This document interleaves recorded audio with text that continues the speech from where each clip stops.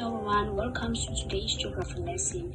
We are going to explore one of the most fascinating processes known as weathering.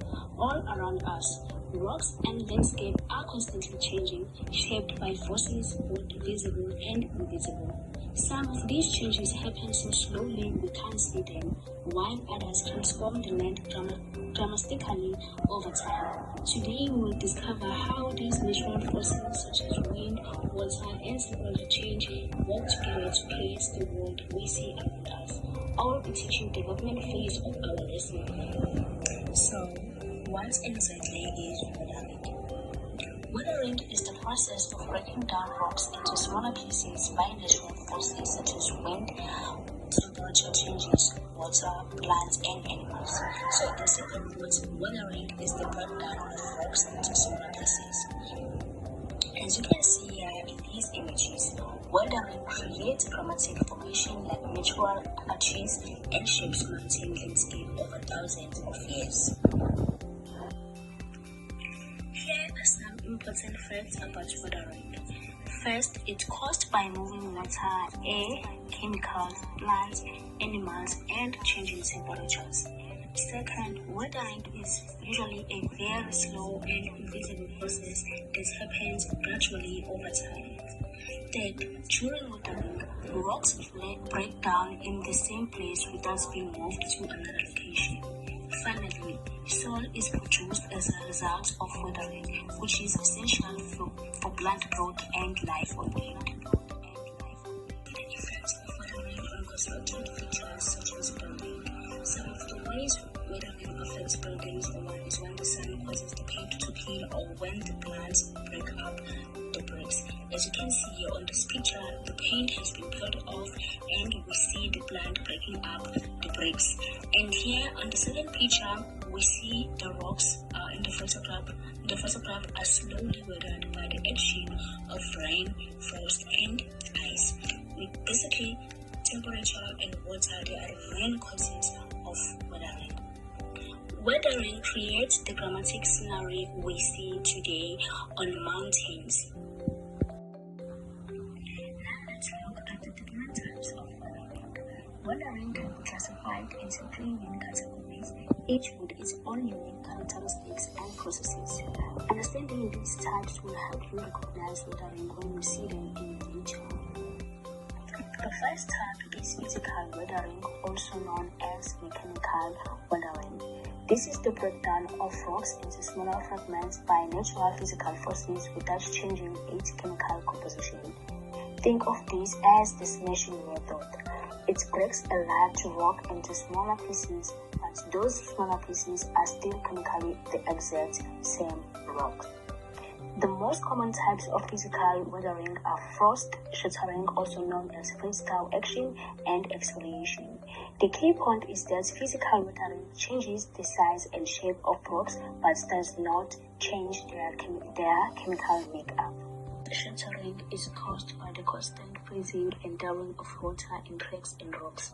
This process occurs mostly in mountain areas where temperatures often drop below freezing at night and rise above freezing during the day.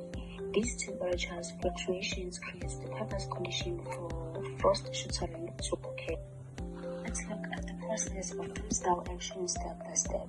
In step 1, water enters crack in the rock, and then in step 2, when the temperature drops, the water freezes and expands, widening the cracks and putting pressure on the rock.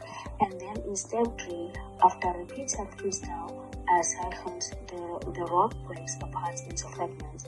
This cyclical process continues over and over. A common real-life example of this can be illustrated using a basketball field filled with water. Imagine you fill a basketball field with water, leaving a little space at the top to allow for expansion. Then you place your bottle in the freezer for 3 to 5 days. Then as the temperature drops, the water inside the bottle will begin to freeze, and then when the water freezes, it expands by 9%. This expansion exerts pressure on the walls of the bottle. If the bottle is sealed tightly, the expanding ice can create significant internal pressure, and if the pressure exceeds the bottle's capacity, it may crack or even burst. When we take the bottle out of the freezer and let it down, the ice melts back into water, reducing the pressure inside the bottle. But if the bottle has developed cracks during freezing, these cracks will remain, potentially leading to leaks. If this process is repeated multiple times, the structural integrity of the bottle can degrade. This is similar to what happens in natural environments where freeze-down cycles can lead to deterioration of rocks, concrete, and other materials. So here, on these pictures here, on the left, you see a bottle that has cracked from freezing water, and then on the right, after a repeated freeze-down cycle, the bottle has completely shattered. This is exactly what happens to rocks in nature just over a much longer time period. The power of ice expansion is remarkable. Now it's time for an activity. Draw a simple diagram showing the freeze-down action process. This will help you remember and understand how frost shattering works. Include the 3 stages we just learned about: water entering cracks, water freezing and expanding, and rock breaking apart.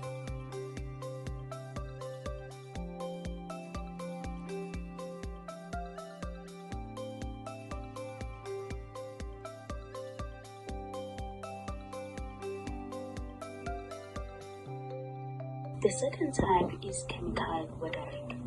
This is the dissolving or altering type.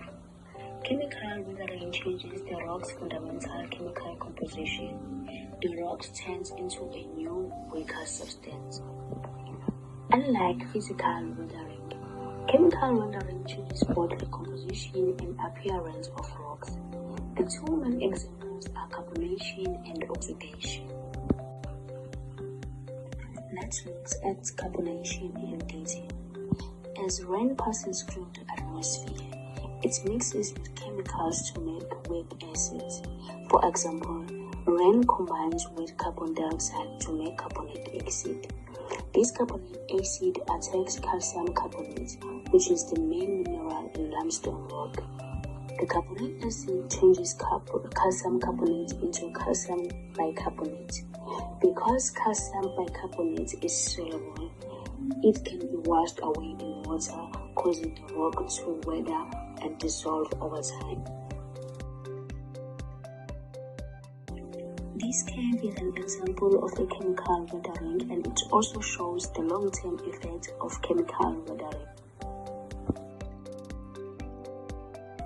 Let's look at oxidation. Oxidation is where iron minerals in the rock react with oxygen and water to form rust, weakening the rock structure. Here is a close-up example of oxidation.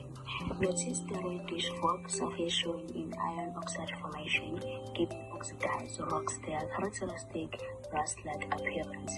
This will help you recognize oxidation when you see it in nature. The third and final type is biological weathering. This is when living organisms, plants, animals, or even microbes cause the breakdown of rocks through both physical and chemical means. Let's look at examples of biological weathering: physical biological weathering and chemical biological weathering. Physical biological weathering is like when a tree root grows into a tiny rock. As the roots expand, it acts like a powerful wedge, splitting the rock apart. As you can see here on this picture, the tree roots are breaking through the pavement. And this picture here shows an example of a chemical biological weathering. Chemical biological weathering happens when tiny organisms secrete organic acids onto the rock surface. These acids slowly dissolve the minerals making the rock structure as you see on this picture.